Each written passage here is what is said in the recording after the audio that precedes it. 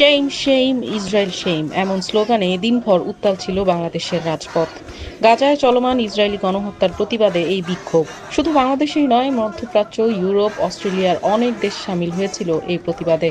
গাজায় চলমান ধ্বংসযজ্ঞের প্রতিবাদে এই বৈশ্বিক ধর্মঘটের ডাক দিয়েছে যুক্তরাষ্ট্রভিত্তিক দুটি সংগঠন, new York health care workers for Palestine এবং ডক্টরস এগেইনস্ট জেনোসাইড। সোমবার নিউ ইয়র্কে জাতিসংঘের প্রধান কার্যালয়ের সামনে গ্লোবাল স্ট্রাইক ফর গাজা নামে এই কর্মসূচিতে অংশ নেন আমেরিকান নাগরিকেরাও।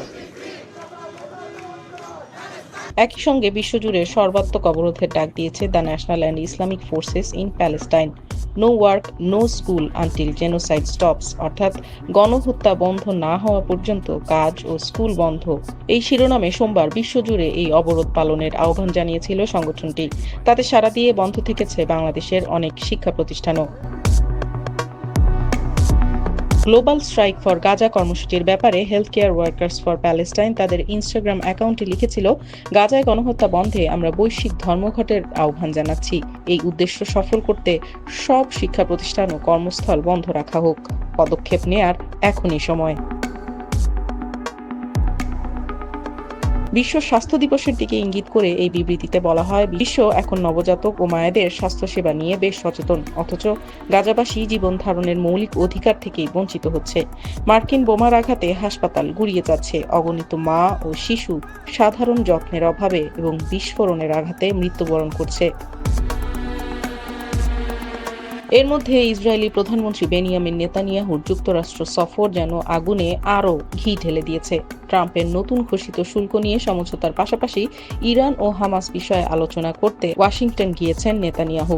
নেতানিয়াহুর সফর নিয়ে ক্ষোভ প্রকাশ করে বিবৃতিতে বলা হয়েছিল, নেতানিয়াহুকে ফেরারি যুদ্ধ অপরাধী বলে রায় দিয়েছে আন্তর্জাতিক অপরাধ আদালত। সেই অপরাধী আবার হোয়াইট হাউসে বৈঠক করতে আসছেন।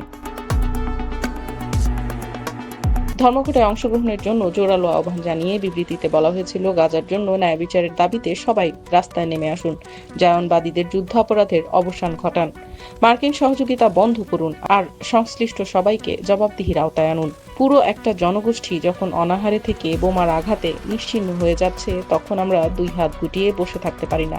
রাস্তায় নামুন, আওয়াজ তুলুন, প্রতিবাদ করুন। রোববার ফিলিস্তিনি বার্তা সংস্থা ওয়াফা নিউজের এক প্রতিবেদনে বলা হয়, সোমবার ফিলিস্তিন জুড়ে সাধারণ ধর্মঘট পালন করা হবে। গাজায় চলমান ইসরায়েলি গণহত্যার প্রতিবাদে আন্তর্জাতিক সমর্থন ও ন্যায় বিচারের পক্ষে কাজ করা লোকজনকে সমর্থন জানিয়ে এই ধর্মঘট পালনের আহ্বান জানানো হয়েছে। ন্যাশনাল অ্যান্ড ইসলামিক ফোর্সেস জানায়, ইসরায়েলি বাহিনী ফিলিস্তিনে নির্বিচারে গুলি চালিয়ে বেসামরিক নাগরিক, বিশেষ করে শিশু ও নারীদের হত্যা করছে এবং ফিলিস্তিনিদের নিজ বাড়িঘর থেকে বাস্তুচ্যুত করার লক্ষ্যে ব্যাপক ধ্বংসযজ্ঞ চালিয়ে যাচ্ছে।